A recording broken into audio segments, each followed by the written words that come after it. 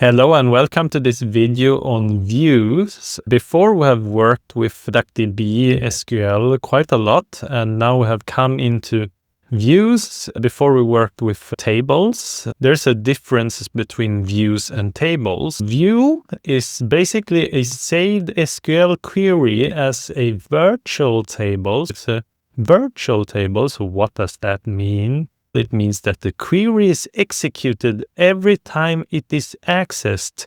The data is not stored. Why do we want this? The purpose of views is to restrict access to underlying tables. We want to simplify complex queries for users. We customize data for different users. That is possible when we have views, right? And we can maintain stable interface between underlying tables and downstream consumers. For example, when column names changes in the underlying table, we still present the view as it is to the consumers. Well, this might sound a little bit abstract. Let's go into the coding part. I will jump directly to Visual Studio Code, and we have some data that has been generated with LLM, housing sales data, and neighborhoods data. Here in this video, we won't actually restrict the access of the data, but in future videos, you will learn more about access control. But know about views will be helpful for restricting the data. But let's move on to the code now. I start out in this Visual Studio Code, and you can see I have the data here, housing sales. Let's take a look into preview. And here you can see sale ID, neighborhood, address, date of sale, etc. This is the housing sales, and then I have the neighborhoods.csv. So open that in preview, and you can see the neighborhood, the name, city, postal code, the median annual salary should be right.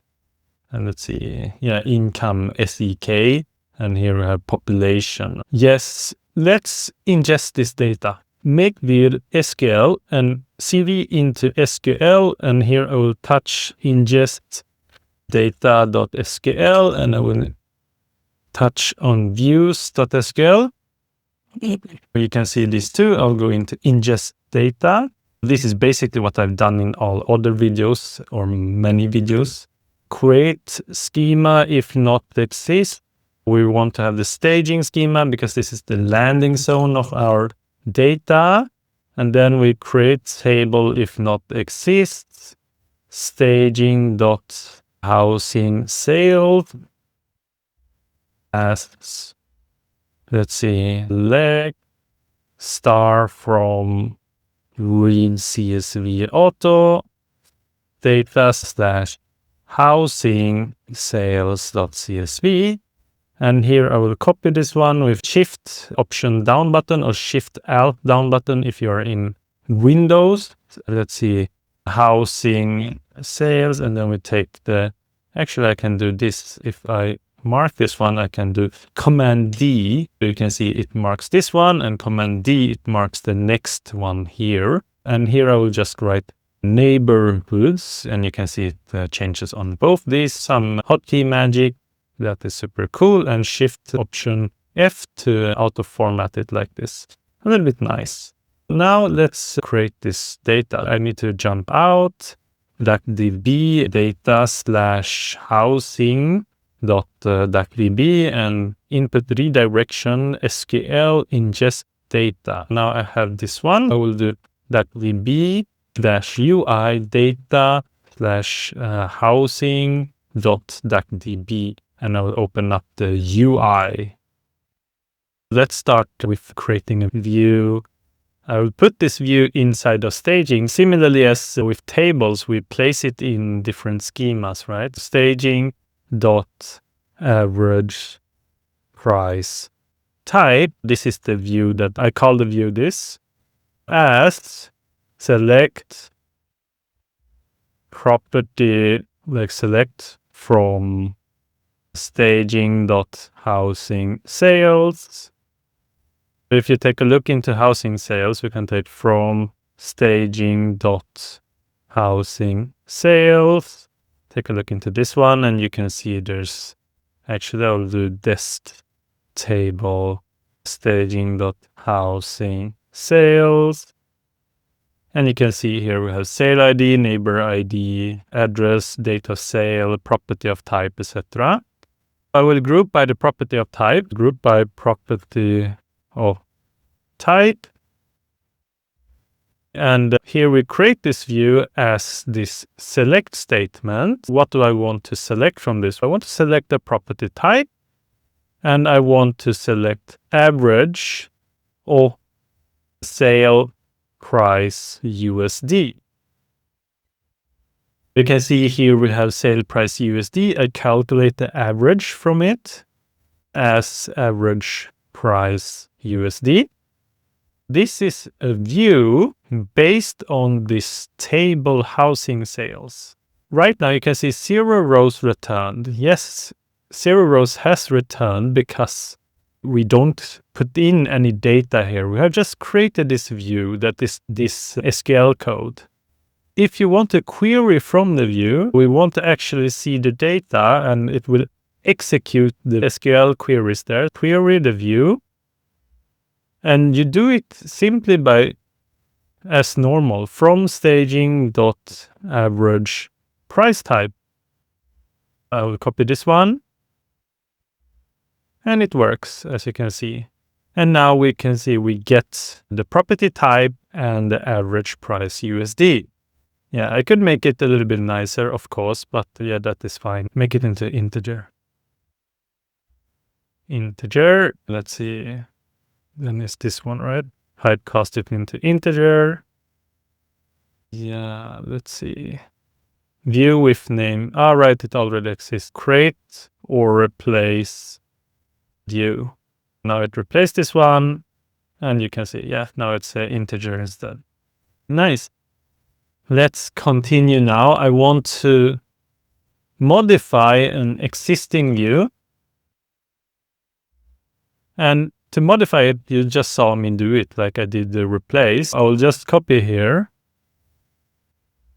Copy this one and move it down. Here you can see we create or replace view staging.average price type as select property type, average, sale price USD. And I will also add another one. I will add, for example, let's see, comma, max of dates of sale as latest sales.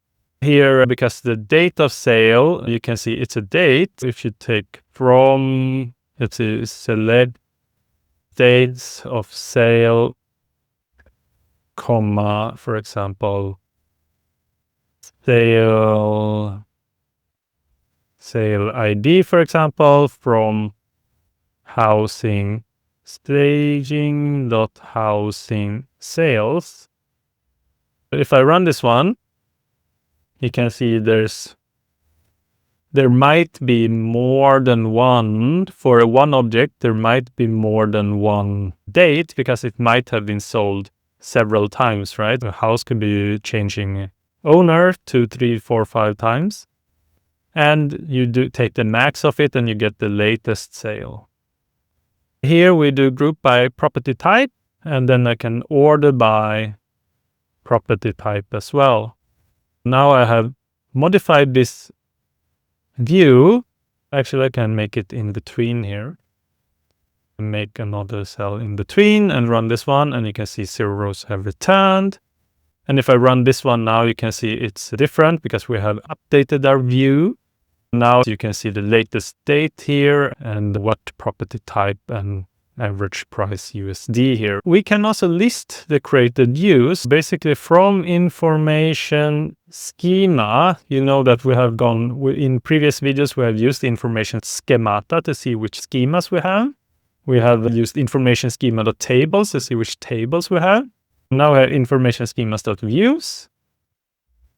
And where table schema equals to staging, we can find out all those that corresponds to the staging. I run this one, And now you can see it's from only the housing, staging, average price type. This is the only view that we have. You can see the view definition here. It's the view definition actually quite small here. But the thing is, you see it's the SQL code. And afterwards we have, let's see. Yeah, this is what you need to know right now. Here we can drop a view if we want. Here is a list of views in a schema. Drop view staging.average price type. I can copy this one, add a cell, run it, and if I run this one again, now you see that we don't have any views. Let us create another view here. This one is, I'll make a simple view from multiple tables. Create view staging.average price neighborhoods. This is quite hard to spell. Select from staging.housing sales, left join staging.neighborhoods. And I will use n as alias here on h.neighborhoods. Neighborhood ID equals to h.neighborhood ID. And then we want to group by n.name and order by, I'll explain this soon.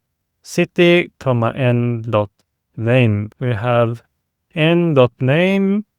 We will have average of h.sale price USD as average price. Oh, what does this do? Well, let's create this one first. You can see nothing. And then we need it from staging.average price neighborhoods, because this is a view. We need to actually query from it in order to get the data. What we have done here is that we start from staging housing sales. We can take a look into housing sale from staging.housing sales.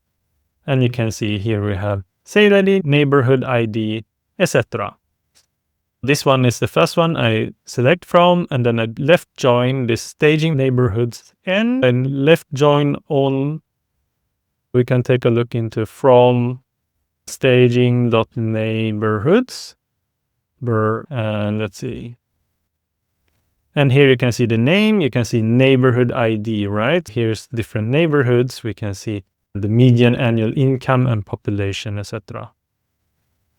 But we have the neighborhood ID that was corresponding in both, so that we could be able to do. Neighborhood ID here is used as the key, the column that we join upon. We join on this. And then we group by the neighborhood name, that we get each neighborhood name here. And we order by city and name. And then what we do is that we use the aggregation function of max to n.city. Basically, if it's the same city, we'll get one of them. But if it's different, it's actually giving one of these two. Here, and then I'll pick the name and I do this average, making a aggregation function here for the sale price in USD and average them. It's actually not strange. I actually fixed it. Here there was a little bug. I chose neighborhood ID. Instead it would be joining on itself. Of course, then it would be wrong in doing average price because we're averaging pricing on the same. But now I changed it to H and N here, and the result is correct here. With this, make sure to close this down. So Control D, and you can see there's a .val file here. What we should do is DuckDB data / what is this called? It's called housing, right? .duckdb. And then I will do Control D to close it down. And now you can see the .val file disappeared. Yes. And now you should commit and push to your Git and GitHub repository and finish. Yes, in this video we've worked with views in DuckDB. We have learned a little bit of concepts about views, and then we have implemented the views, and you have seen it in action. And we have showed where we find the views. We have dropped views, and basically used it to combine several tables to make a simple interface for the end user. I hope that you learned a lot in this video, and see you in the next video. Thank you. Bye.